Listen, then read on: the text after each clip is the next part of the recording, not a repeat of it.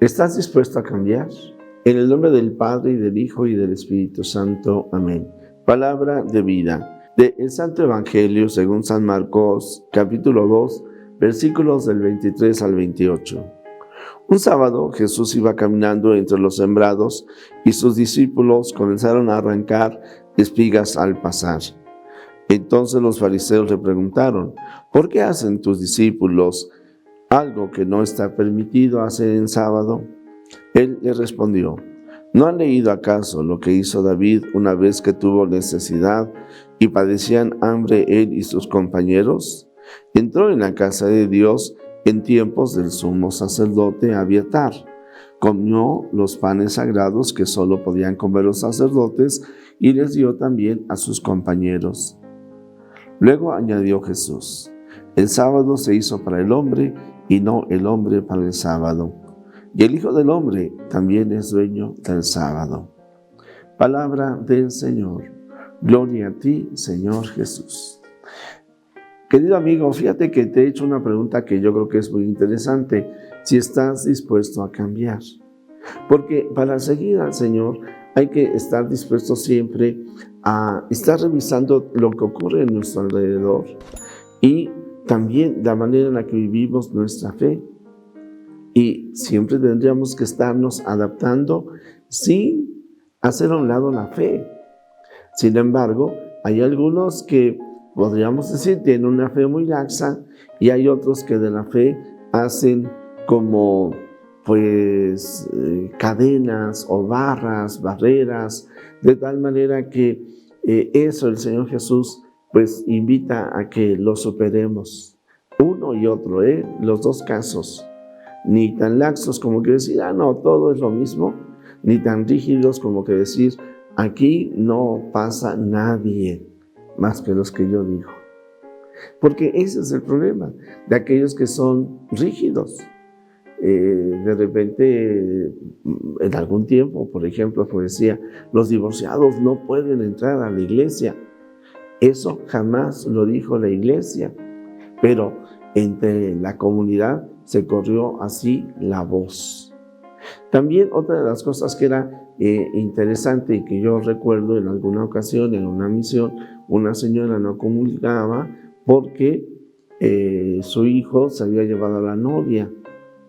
Y entonces ellos estaban viviendo en Amaciato, estos jóvenes, ¿verdad? Y entonces el padre le había dicho, mientras tu hijo no se case por la iglesia, tú no puedes comulgar.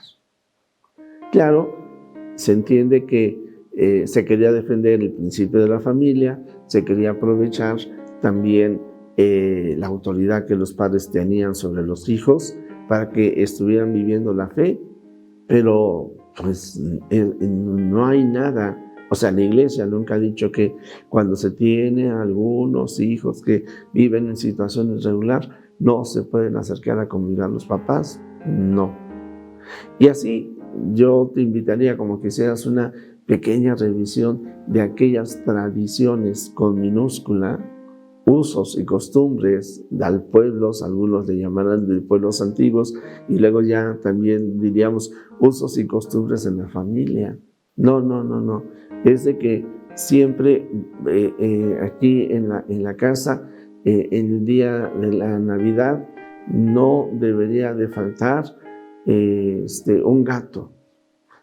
Porque la abuela tenía un gato que le quería mucho y como el gato siempre se acercaba a comer de lo que la abuela le daba, el gato estaba allí a su lado. Entonces de repente parecería que la Navidad se tenía que celebrar teniendo un gato en la mesa, y si no había gato, no había celebración.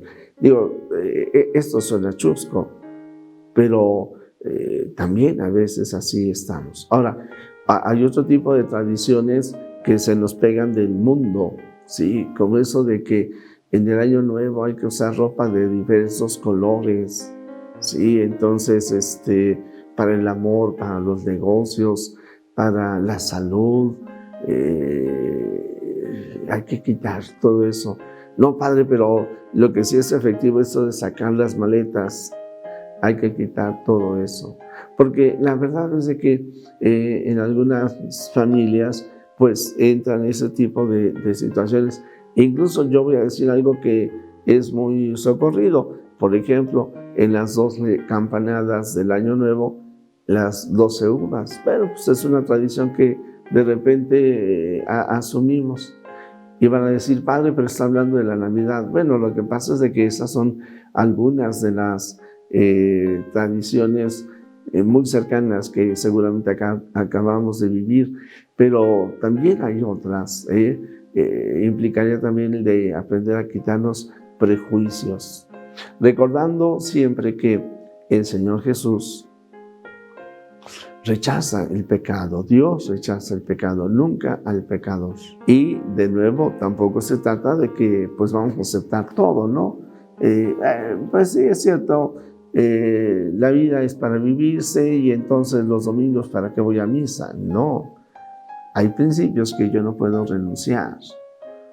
Bueno, pues es de que basta con que le pidamos a Dios que una nuestra unión en una playa muy romántica y ya estamos casados por la iglesia. No, hay normas también para casarnos, pero ciertamente sí es muy importante que cada uno de nosotros sepamos que el Señor nos quiere felices, nos quiere alegres, nos quiere libres y que los mandatos que da la iglesia no son para imponernos cargas excesivas, sino para que nosotros podamos tener una luz clara en el camino sobre lo que tenemos que hacer. Yo te sugeriría en el chat, envíame algunas preguntas. ¿Qué dudas tienes? ¿Sí? ¿O qué ritos o costumbres de repente piensas como que no van muy bien con la fe y que sin embargo en tu casa vienen viviendo desde hace mucho tiempo? Pregúntame y con gusto te responderé qué cosas crees que debes de cambiar para poder vivir mejor tu fe. Y bueno, pues yo diría algunas de ellas. En los domingos lo primero que hago es ir a misa. Eso es algo que hay que cambiar. Cuando nace un bebé hay que procurar bautizarlo lo más pronto que sea posible. Antes se decía 40 días. En cambio hoy 3, 4, 5, 6, 7, 8, 9, 10 años y todavía el chamaco o la chamaca no está bautizado. No, eso hay que cambiarlo. Si dos jóvenes se aman, una muchacha o un muchacho, ciertamente no hay por qué pensar que hay que gastar en un gran banquete, pero si van a vivir juntos, pues de preferencia que antes de irse a vivir juntos estén casados por la iglesia. En fin, hay hábitos, costumbres, ritos actuales, modernos, que vale la pena hacer a un lado. Y también tenemos algunos otros ritos antiguitos que también tendríamos que rechazar. Por ejemplo, ahora que viene la Semana Santa, no, es que nos tenemos que echar agua el día del Sábado Santo. Pues no, por una cuestión ecológica, pero pues eso nunca ha sido enseñanza de la iglesia. En fin, queridos amigos, yo aquí lo que te diría es de que al Señor Jesús le critican porque viene a enseñar una fe que nos habla mucho de la ternura de Dios y de la posibilidad de poder hablar con Él. De hecho, Él es el Emmanuel, el Dios con nosotros. Y Dios está contigo. Disfruta su presencia. Jesús, que todos te conozcan y te amen es la única recompensa que quiero. Y la bendición de Dios Todopoderoso, Padre, Hijo y Espíritu Santo, descienda sobre ti, sobre tu familia, sobre México y el mundo entero. Amén.